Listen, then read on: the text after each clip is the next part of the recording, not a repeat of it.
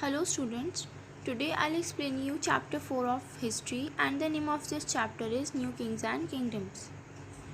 So, as in your previous chapter, I'll explain you about the history of medieval India. So, in this chapter you will know about the kings and kingdoms that emerged during that time. So students, as the medieval period started after the death of Harshvardhan, and Harshvardhan is said to be the most powerful ruler of that time. So after his death, his empire broke up into several small states and kingdoms. And these states and kingdoms doesn't share good relationship with each other. They used to quarrel and fight all the time over land, properties, tributaries, etc., so that their kingdom become more powerful than others.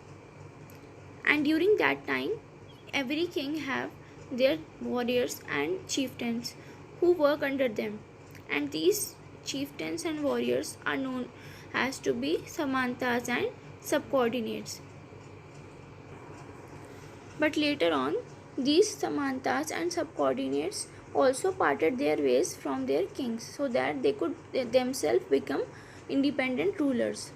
Now at that time, India, the northern and western part of India, is under the rule of Rajput, and the most powerful kingdoms of Rajput of that time are Gurjar Pratiharas, Chauhans, Paramras and Chandelas. And the rest of the India was under the rule of other powerful dynasties, and these dynasties are Palas, Rashtrakutas, Chalukyas, Pandyas, Cholas and Cheras. They are ruling over the southern part of India. The tripartite struggle. At the time of Harshvardhan, Kannauj is one of the most important cities of India because it is the center of all political developments. So now after his death, tripartite struggle held. And what is tripartite struggle? It is a scenario of time when three most important and powerful kingdoms of that time start to have a battle with one another to have their control over Kannauj. And these kingdoms are Gurjars, Rashtrakutas and Palas. They have started a long battle against each other so that they can control Kannauj. And this struggle of their war and long battle is known as the tripartite struggle. The Gurjar Pratiharas. So according to scientists, the Gurjar Pratiharas came to India from Central Asia in 5th century, and they came to India in a tribe, and after that they established their kingdom in Punjab and southern Rajasthan. After the coming of Hyun Tsang, they are in 7th century AD.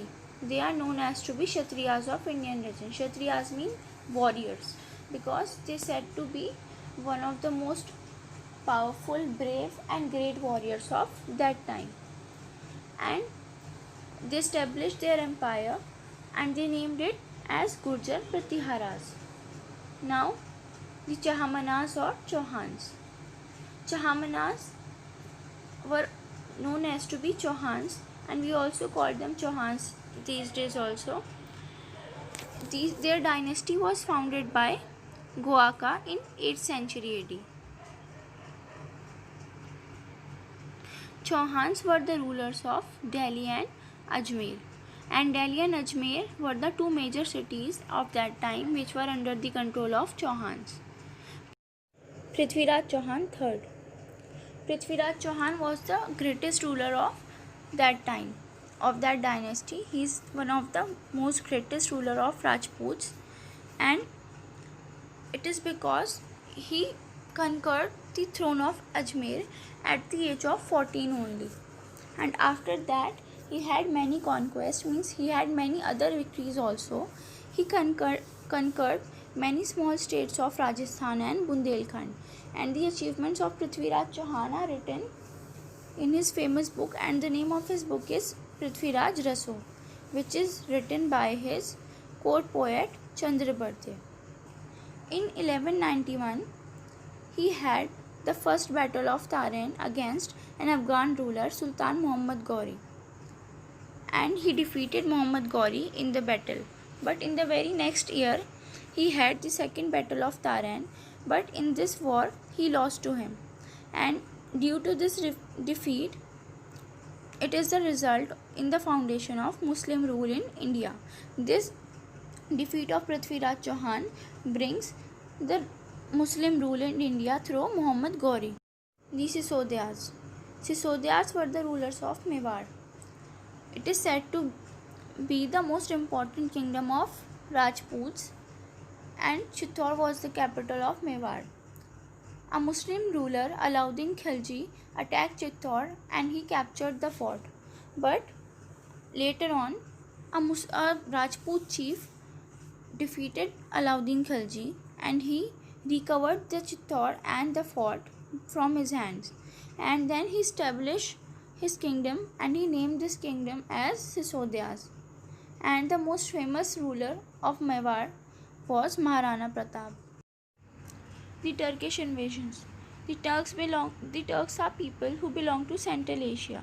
They invaded India towards the end of the 10th century AD. They came to India through passes in the mountains of northwest. They invaded India means they came in a large number of people in India with the intention to conquer it. And they came towards the end of 10th century AD.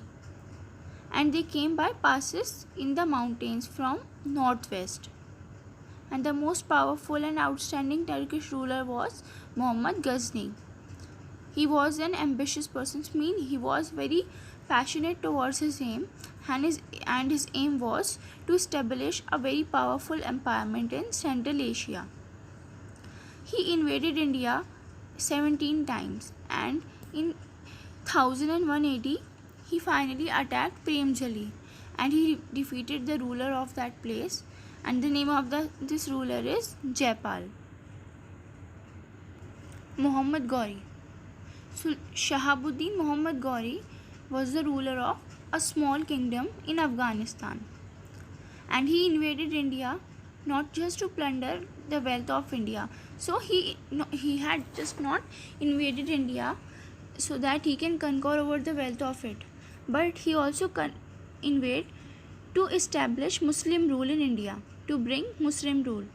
And Prithviraj Chauhan was a rival to Ghori in 1191. So as I told you just that Prithviraj Chauhan defeated Muhammad Ghori in the first battle of Tarain, and in the second battle he defeated by him. So after the defeat he captured Prithviraj Chauhan, and by this defeat it was said to be a turning point in Indian history because it resulted in the foundation of Muslim rule in India. But in the year 1216 he was murdered, and all his kingdom territory of northern India was left in control of his general Qutubuddin Aibak. Economy. So the major occupation of that time was agriculture, and many peoples were artisans also, who made textiles of silk, cotton and wool, and they are also expert in making metal and wooden works. So they start producing their good quality products in large quantities, and India now has established trade links with many other countries in West and Southeast Asia.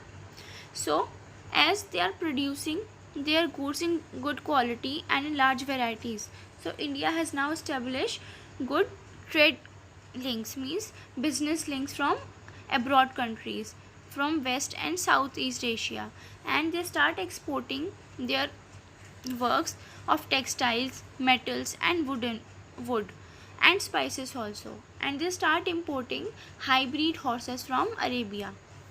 Religion. So the people of India were the followers of Hindu religion. Most of them were Hindus, and they worshipped Lord Shiva, Vishnu and Shakti. And the people of Eastern India worshipped Buddha as god. And the Bhakti movement, which is a movement from south, it's spread by the saints, in which they give the message of love, brotherhood and devotion to God. Case study: the Cholas. Cholas were the most oldest dynasty of southern India, and the capital of Cholas was Tanjore, and its name was also mentioned in the edicts of Ashok and the account of Megasthenes. During 11th century, Chola dynasty was become the most important dynasty of south, and the kings of Cholas were ruling over Tamil Nadu, but later on they increased their power by expanding their kingdom in Andhra Pradesh, Kalinga, Karnataka and northern part of Sri Lanka also. They start ruling these places too. And Vijayalaya was the founder of Chola dynasties, and before establishing this dynasty he used to be a chieftain under Pallavas, but later on he parted his ways from them and he conquered Thanjavur and he established his own empire, and he named that empire as the Chola dynasty. And his son, after that he also defeated Pandyas, and so that he got the title of Madurai Kondavan, and the meaning is that conqueror of Madurai. And his son Aditya is said to be the architect of Chola dynasty. And the most important kings of Chola dynasties were Rajaraja I and Rajendra I. Rajaraja I, 985 AD to 1014 AD. Rajaraja I was a very famous Chola king, and his policy to rule his empire was war and conquest. He defeated many other dynasties also, and these were Eastern Chalukyas of Vengi, the Pandyas, the Kangas of Kalinga and Cheras of Kerala. And after that he also captured the large tracts of Deccan and some parts of Ceylon also. Rajaraja is also known for introducing two important features of Chola dynasty, and these features were the navy and the local self-government. And the foundation of this Chola navy was laid on in AD 1005, and while he was still the ruler, he appointed his son Rajendra Chola as his successor, means he appointed him to be the ruler of that dynasty after his death. Now Rajendra Chola, 1014 AD to 1044 AD. So Rajendra Chola was a very successful Chola ruler because he had been able to bring the power of Chola dynasty to even greater heights, and he captured Vengi, and then he sent his navy into the Bay of Bengal, and he took control over Sumatra, Malaya and Andaman and Nicobar Islands. And then later he overtook an expedition, means he started a journey to North India around 1023 AD, and in this journey he defeated Mahipala of the Pala dynasty, and he also took the control over Bihar, Odisha and Bengal. And as a mark of his history, it is said that he had carried the water of river Ganga to his new capital, and the name of his capital is Gangaikonda Cholapuram. And after that he got the title of Gangaikonda Chola. It means conqueror of the Ganga. And then he defeated Srivijaya kingdom. At present day it was the island of Sumatra, and due to this the rulers of the eastern island kingdom have started friendly relationship with him. And it is also said that the king of Cambodia, Suryavarnam I, had sent a chariot as a present to Rajendra Chola. Now decline of the Chola Empire. How did the Chola Empire came to an end? Chola Empire was declined after 1122 AD because the Chalukya ruler Vikramaditya recaptured Vengi from Cholas. And by the end of 13th century, the dynasties of Pandyas and Hoyslas were also become stronger, and Cholas become weaker in front of them. So finally, division of administration in South Indian kingdoms. It's about South Indian kingdoms, that how they used to be managed at that time. And as I told you that Chola kingdom was the largest as well as well organized South kingdom, and the head of the kingdom was king, and he had many ministers who assist him. Tanjore was the capital of Chola kingdom, but later on it was shifted to Kanjipuram. Chola empire was divided into provinces. It means it was divided into states and countries, and these states and countries are known as mandalams, and these mandalams have divided into a number of vilandas, and each vilandas is consist of many districts. Many cities are there in each vilandas, and the king of Chola dynasty have counseling ministers and special officers who look after the branches of administration. They look after how to manage the kingdom, and in rural areas they have their own self local government, that I have told you before also. And this sabha of them have consisted of learned men who took all the decisions of this sabha. Brahmins have a high status at that time, so they have given their own land, and this land is known as Brahmdeya. And this Brahmdeya land is only for the Brahmins. Now, economic conditions.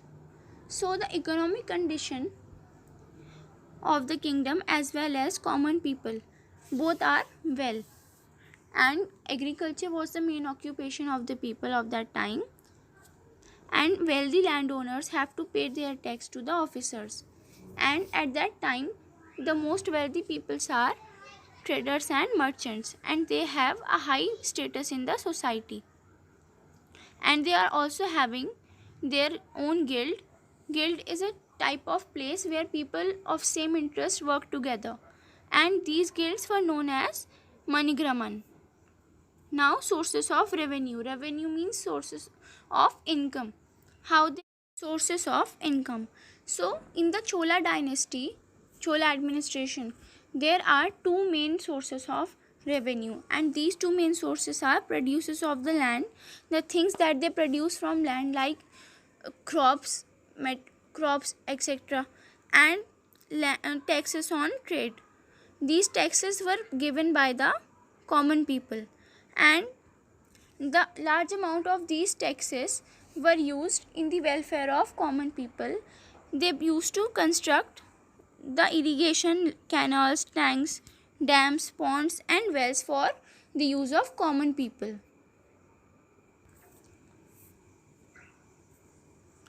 New philosophies and bhakti. So students, at that time many religious sects were also arose during this period, and Shankaracharya was a famous religious teacher of that time, and he teach the bhakti of Advaita philosophy. Advaita philosophy is a type of philosophy which related to Brahmins. In this philosophy, it is said that Brahmins were the only people who are the highest from all the other common people, and the other is Ramanuja and Madhav. They are also religious teachers of that time, but they preach the doctrine of bhakti. This bhakti is about God. In this bhakti, they preach that the devotion is to only God, and He is the most superior power on this earth. And here we are having this action replay. By this, we will have a quick recap of this whole chapter. And now what you have to do is that You have to read this chapter by yourself also.